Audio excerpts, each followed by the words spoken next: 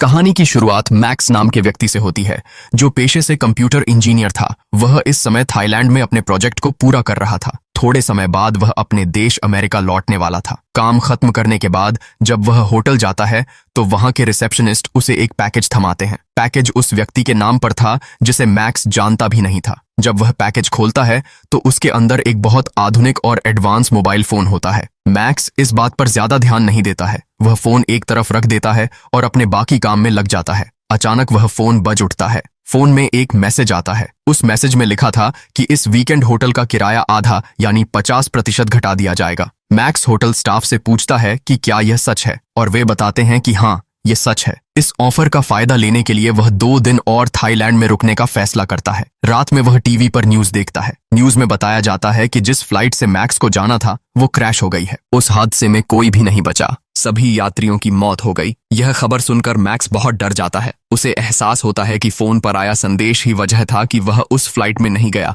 यानी वह मैसेज उसकी जान बचाने वाला साबित हुआ। उसी वक्त उसे एक और नया मैसेज मिलता है। नए संदेश में लिखा होता है कि अगर वह सीजर नाम की कंपनी के शेयर खरीदेगा तो उसे मुनाफा होगा, लेकिन वह इस सलाह पर ध्यान नहीं देता है। बाद में जब वह अपने कमरे में लौटता है तो फिर से टीवी देखता है। न्यूज में बताया जाता है कि सीजर कंपनी के शेयर अचानक बहुत बढ़ गए हैं। जिन लोगों ने निवेश किया उन्होंने बहुत अच्छा पैसा कमाया है। यह देखकर मैक्स को बहुत आश्चर्य होता है। उसे अफसोस होता है कि उसने संदेश को इग्नोर कर दिया था और पैसा कमाने का मौका खो दिया। अगले दिन वह अमेरिका लौटने की तैयारी करने लगता है। तभी उसे फिर से फोन पर एक नया मैसेज आता है। उसमें लिखा होता है कि उसे प्राग शहर जाना चाहिए। इस बार वह तुरंत फैसला करता है। वह अमेरिका वाली फ्लाइट रद्द कर देता है और प्राग की टिकट बुक करता है। वह ये पता करने की कोशिश करता है कि ये मैसेज किसने भेजे हैं, लेकिन नतीजा चौंकाने वाला होता है। फोन में इन संदेशों के भेजने वाले का कोई भी नाम या नंबर नहीं मिलता है। प्राग पहुंचने पर वह एक टैक्सी किराए पर लेता है। वह एम्पायर होटल जाता है। जैसा कि संदेश में बताया गया था, टैक्सी चलाने वाले व्यक्ति का नाम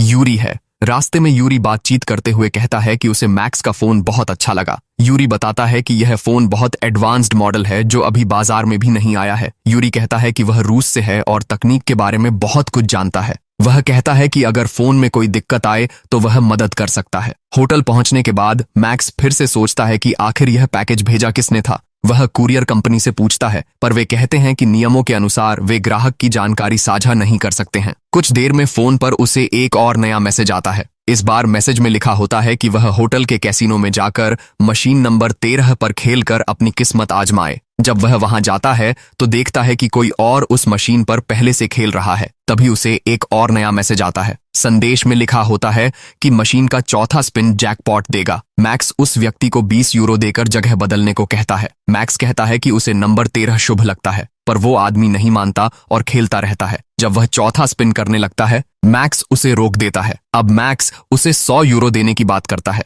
वह पैसे ले लेता है और मैक्स को अपनी जगह खेलने देता है। मैक्स खुद बटन दबाता है। पहली कोशिश में ही उसे 3 लाख यूरो का बड़ा इनाम मिल जाता है। कैसीनो का मैनेजर जॉन सीसीटीवी पर यह सब देख रहा होता है। वह यह देखकर हैरान रह जाता है। वह अपने स्टाफ से कहता है कि मैक्स पर नजर रखो। उसी समय मैक्स को फिर एक नया मैसेज आता है। उसमें लिखा होता है कि वह अपनी सारी रकम ब्लैक जैक गेम पर दांव लगाए। मैक्स मैसेज की बात मानता है और सारा पैसा ब्लैक जैक गेम में लगा देता है। फिर वही होता है जो मैसेज में लिखा था। मैक्स फिर से बहुत बड़ी रकम जीत जाता है। जॉन अब और ज्यादा चौंक जाता है। वह देखता है कि मैक्स खेलते समय चुपके से अपना फोन का इस्तेमाल कर रहा है। वह अपने एक कर्मचारी को मैक्स को यह बताने के लिए भेजता है कि कैसीनो के अंदर फोन इस्तेमाल करना मना है। इतने पैसे जीतने के बाद भी मैक्स संतुष्ट नहीं है। उसे और ज्यादा पैसा जीतने की चाह होती है। वह कैसीनो से बाहर निकलकर यूरी को फोन करता है। वह पूछता है कि बिना फोन देखे मैसेज कैसे पढ़े जा सकते हैं। यूरी कहता है कि वह तरीका बता देगा, लेकिन बदले में 500 यूरो लेगा। मैक्स यह डील स्वीकार कर लेता है। यूरी को वहां आने में कुछ देर लगती है। तब तक मैक्स फिर से कैसीनो में लौट जाता है। अंदर वह देखता है कि एक शराबी आदमी अपनी गर्लफ्रेंड के साथ जबरदस्ती कर रहा है। मैक्स उस महिला की मदद करने के लिए आगे आता है, लेकिन वह आदमी मैक्स को मुक्का मार देता है और मैक्स बेहोश हो जाता है। लेकिन यह पूरी घटना एक चाल थी। वह दोनों असली प्रेमी नहीं थे।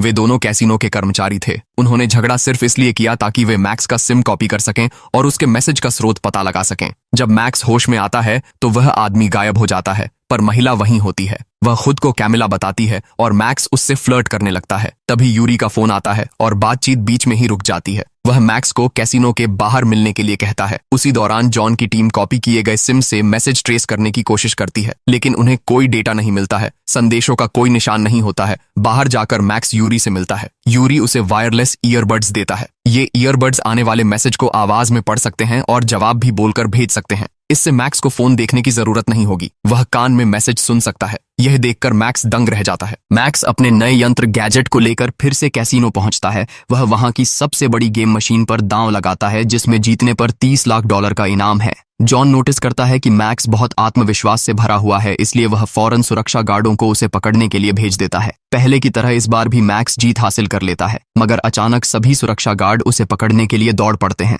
जब मैक्स भागने लगता है तभी एक FBI अधिकारी ग्रांट नाम का आदमी उसे रोक लेता है। ग्रांट उसे गिरफ्तार कर लेता है। थोड़ी देर में जॉन भी वहां पहुंच जाता है। वह कहता है कि मैक्स कैसीनो की समस्या है, लेकिन ग्रांट उसे चेतावनी देता है कि उसके लिए इससे दूर रहना ही बेहतर होगा। फिर यह सामने आता है कि जॉन और ग्रांट पहले से एक दूसरे को जानते हैं, क्योंकि जॉन पहले FBI में काम करता था। ग्रांट मैक्स को पकड़कर एक पुरानी सुनसान बिल्डिंग में ले जाता है। वह बंदूक उसकी ओर करता है और उस फोन में आने वाले अजीब संदेशों के बारे में पूछताछ करता है। मैक्स समझाता है कि उसे यह फोन किसी अनजान पैकेज में मिला था और वह सिर्फ फोन के बताए निर्देशों को मानकर पैसा कमाने की कोशिश कर रहा था। ग्रांट मैक्स के चेहरे का डर देखकर समझ जाता है कि वह झूठ नहीं बोल रहा है, इसलिए उस पर भरोसा कर लेता है। कुछ देर बाद जॉन भी वहां आ पहुंचता है। कैसीनो के मालिक ने जॉन से सवाल किया कि उनके कैसीनो को नुकसान क्यों हो रहा है। ग्रांट समझ जाता है कि जॉन बिना जानकारी लिए नहीं जाएगा, इसलिए वह उसे पूरी बात बता देता है। ग्रांट कहता है कि FBI और NSA मिलकर ऐसे लोगों को खोज रहे हैं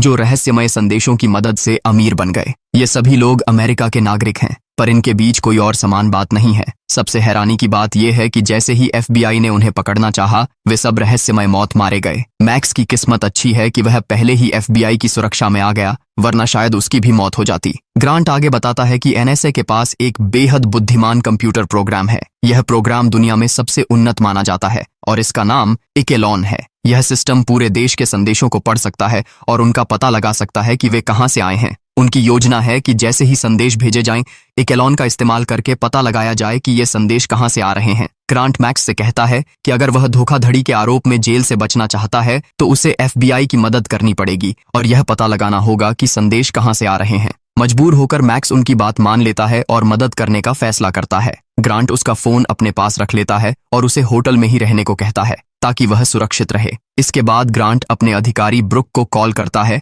और कहता है कि इकेलॉन सिस्टम को चालू कर दो। ब्रुक कहता है कि 3 घंटे के अंदर सिस्टम चालू कर दिया जाएगा। होटल में रहते हुए मैक्स को कैमिला नाम की लड़की का कॉल आता है। वह उसे पास के बार में मिलने के लिए बुलाती है, जबकि ग्रांट ने साफ मना किया था कि बाहर मत निकलना। फिर भी मैक्स बाहर चला जाता है और कैमिला से मिलता है, मगर मिलने का वक्त बहुत कम होता है। तभी एक और FBI अधिकारी आकर मैक्स को फिर से होटल ले जाता है ताकि वह काम पूरा कर सके। ग्रांट अब फोन उसे लौटा देता है। वह बताता है कि अब मैक्स को आने वाले 3 नए संदेशों की बातों को उसी तरह मानना होगा जैसे पहले किया था। मैक्स फिर से फोन के कहे मुताबिक सब पैसे लगाता है, लेकिन इस बार वह सब हार जाता है। उसे अगला मैसेज मिलता है जिसमें धमकी दी जाती है, अगर उसने फोन फिर से बंद किया तो उसकी मौत निश्चित है। मगर तभी एक अधिकारी फोन उसके हाथ से छीनकर उसे बंद कर देता है। इकेलॉन जैसे ही ट्रैकिंग शुरू करता है, सभी दंग रह जाते हैं, क्योंकि संदेश किसी इंसान से नहीं बल्कि खुद इकेलॉन यानी AI से आ रहे थे। ब्रुक को लगता है कि किसी ने इकेलॉन को हैक कर लिया है और संदेश भेजने के लिए उसका इस्तेमाल कर रहा है। वह तुरंत आदेश देता है कि प्रोग्राम बंद कर दो और ग्रांट को भी यही करने को कहता है। इसके बाद वह हैकर को ढूंढने के लिए एक जांच शुरू करता है, लेकिन जांच से पता चलता है कि किसी बाहरी व्यक्ति ने सिस्टम को हैक नहीं किया था। रात को कैमिला मैक्स को अपने घर बुलाती है और उसके लिए स्वादिष्ट खाना तैयार करती है। खाने के बाद दोनों एक दूसरे से बातें करते हैं और फिर उनका रिश्ता और गहरा हो जाता है। वे एक दूसरे से प्यार करने लगते हैं। अगली सुबह जॉन कैसीनो मालिक से मिलता है। जॉन बताता है कि अब NSA ने जांच रोक दी है, पर मालिक कहता है कि वह खुद अपनी जांच जारी रखे और संदेशों की सच्चाई पता लगाए। फिर जॉन कैमिला से कहता है कि मैक्स को किसी भी हालत में बाहर न जाने दे, क्योंकि जो भी ये फोन इस्तेमाल कर चुके हैं सब मर चुके हैं। उसी समय ग्रांट को फोन पर एक नया संदेश मिलता है जिसमें एक पता लिखा होता है। ग्रांट सोच समझकर मैक्स की जगह अपने एक आदमी को फोन के साथ उस पते पर भेजता है। वहां पहुंचते ही उसे अगला संदेश मिलता है, सड़क पार करो। वह सड़क पार करता है, तभी एक कार उसे टक्कर मार देती है और वह मर जाता है। यह वही घटना थी जो असल में मैक्स के साथ होने वाली थी। यह देखकर ग्रांट पूरी तरह स्तब्ध रह जाता है। वह फोन उठाता है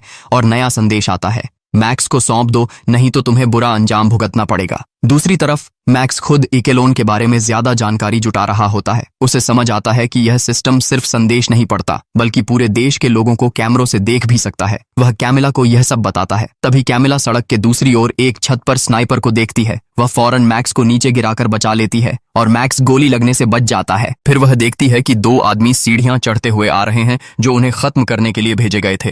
कैमिला मैक्स को बचाने के लिए उसे कमरे में छिपा देती है और खुद हथियार उठाने जाती है, लेकिन तभी स्नाइपर उसे गोली मार देता है। वह घायल होने के बावजूद हिम्मत नहीं हारती है।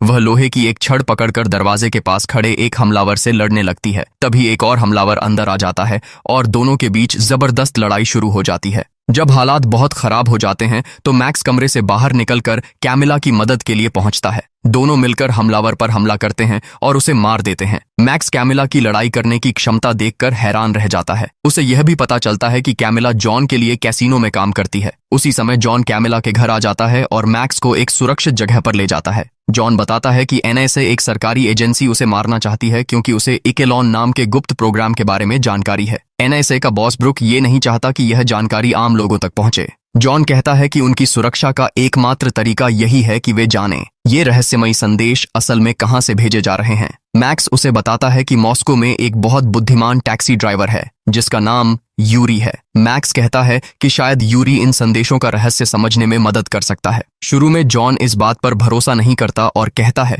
जब एनएसए के बड़े बड़े एक्सपर्ट नहीं समझ पाए तो एक टैक्सी ड्राइवर कैसे समझेगा। लेकिन आखिर में मैक्स उसे मना लेता है। मैक्स समझाता है कि रूसी टेक्नोलॉजी कई बार अमेरिकी तकनीक से ज्यादा उन्नत साबित हुई है। क्योंकि जॉन के पास कोई और विकल्प नहीं था, वह मैक्स की बात मान लेता है। दोनों यूरी से मिलने के लिए मॉस्को की यात्रा करते हैं। जब वे यूरी को सब कुछ बताते हैं तो यूरी कहता है कि इसे समझने में उसे करीब 3 घंटे लगेंगे। यूरी के काम करने के दौरान जॉन और मैक्स बाहर घूमने निकलते हैं। टहलते समय मैक्स पूछता है, तुमने एफबीआई क्यों छोड़ दी थी? जॉन बताता है कि वह एनएसए के एआई प्रोग्राम इकेलॉन के खिलाफ था। उसका सोचना था कि आम लोगों की जासूसी करना और उन पर नियंत्रण रखना गलत और खतरनाक है। जॉन ने इकेलॉन प्रोजेक्ट का विरोध किया मगर किसी ने उसकी बात पर ध्यान नहीं दिया। इसलिए उसने सोचा कि वो ऐसी संस्था में काम नहीं कर सकता जो गलत काम करती है और उसने एफबीआई छोड़ दी। 3 घंटे बीतने के बाद मैक्स और जॉन फिर से यूरी के पास जाते हैं। यूरी कहता है कि इकेलॉन प्रोग्राम को किसी ने हैक नहीं किया था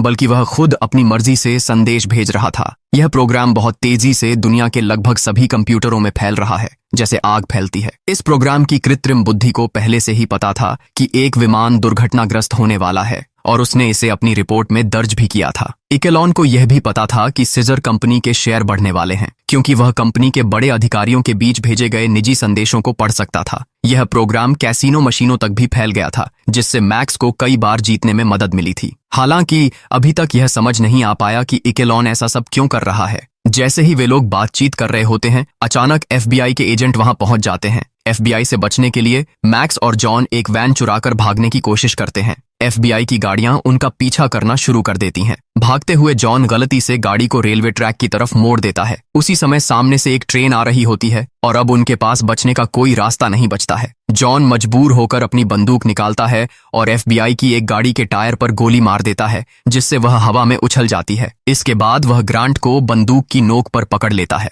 लेकिन ग्रांट जल्दी से कहता है कि एफबीआई उन्हें नुकसान पहुंचाने नहीं आई है। असल में ग्रांट मैक्स को एक फोन देना चाहता है। ग्रांट बताता है कि इकेलॉन प्रोग्राम खुद मैक्स से बात करना चाहता है। वह बताता है कि अब एनएसए भी मानने लगा है कि इकेलॉन खुद ही संदेश भेज रहा है, वही बात जो यूरी ने पहले कही थी। ग्रांट कहता है कि अब उसे समझ आ गया है कि इकेलॉन बहुत खतरनाक है, इसलिए वह उसे बंद करना चाहता है। अचानक मैक्स के फोन पर एक नया संदेश आता है जिसमें एक पता लिखा होता है। वह पता उसी जगह का होता है जहां मैक्स पहले सुरक्षा इंजीनियर के रूप में काम करता था। जब सब लोग वहां पहुंचते हैं तो उन्हें जमीन के नीचे बना हुआ एक बंद बंकर दिखाई देता है। अंदर बहुत सारे सर्वर और एक बहुत शक्तिशाली कंप्यूटर सिस्टम होता है जिसे बनाने में मैक्स ने खुद मदद की थी। अब फोन पर एक और मैसेज आता है जो मैक्स से कहता है कि वह सर्वर को ऑथराइज करे ताकि बाहर से डेटा अंदर आ सके। मैक्स निर्देशों का पालन करता है लेकिन फिर स्क्रीन खाली हो जाती है। एनआईएसए के सबसे अच्छे टेक्निकल विशेषज्ञ भी उस सिस्टम को फिर से चालू नहीं कर पाते हैं। निराश होकर सब लोग बंकर से बाहर चले जाते हैं। एक एफबीआई अफसर बताता है कि यह बंकर उस व्यक्ति का था जिसे इकेलॉन प्रोग्राम ने निशाना बनाया था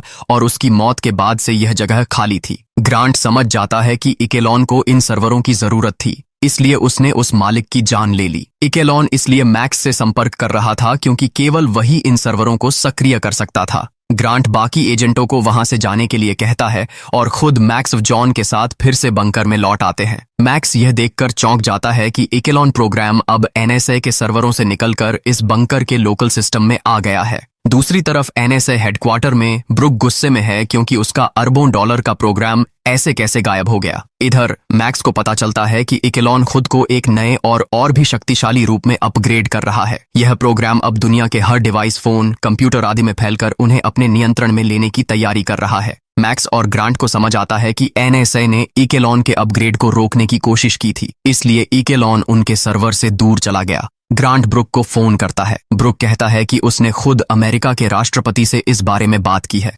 राष्ट्रपति ने आदेश दिया है कि इकेलॉन को अपग्रेड होने दिया जाए क्योंकि यह बहुत महंगा और मूल्यवान प्रोजेक्ट है। ब्रुक कहता है कि यह प्रोग्राम अमेरिका की सुरक्षा के लिए बनाया गया था, इसलिए इसे खुद अपना काम करने देना चाहिए। लेकिन ग्रांट इस बात से बिल्कुल सहमत नहीं होता है। ग्रांट दृढ़ता से कहता है कि वे इकेलॉन को हर हाल में बंद करेंगे, चाहे कुछ भी हो जाए। जब वे लोग इकेलॉन को रोकने का तरीका खोज रहे होते हैं, तभी स्क्रीन पर एक संदेश आता है, कोशिश मत करो। इसके बाद स्क्रीन पर दिखता है कि इकेलॉन ने पूरे देश के सिस्टम्स पर अपना कब्जा कर लिया है।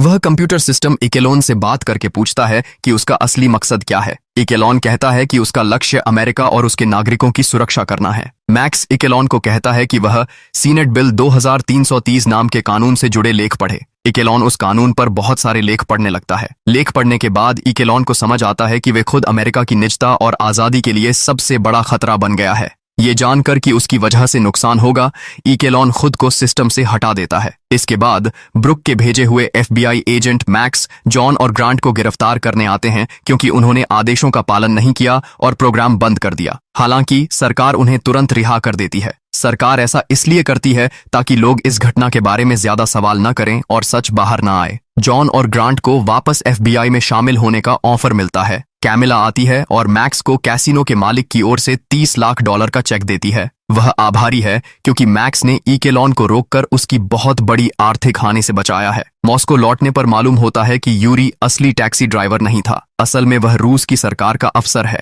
वह अपने अधिकारी को बताता है कि मिशन कामयाब रहा और इकेलॉन सिस्टम खत्म कर दिया गया है। यह सामने आता है कि रूस की सरकार पहले से जानती थी कि इकेलॉन एक बहुत ताकतवर सिस्टम है और उनके देश के लिए खतरा बन सकता है। इस वजह से उन्होंने पूरे मिशन की बहुत सोच समझकर तैयारी की थी। उन्होंने यह सुनिश्चित किया कि इकेलॉन प्रोग्राम को खत्म कर दिया जाए ताकि रूस के हितों की रक्षा हो और उसका खतरा टल जाए। इसी सीन के साथ ये मूवी यही समाप्त होती है।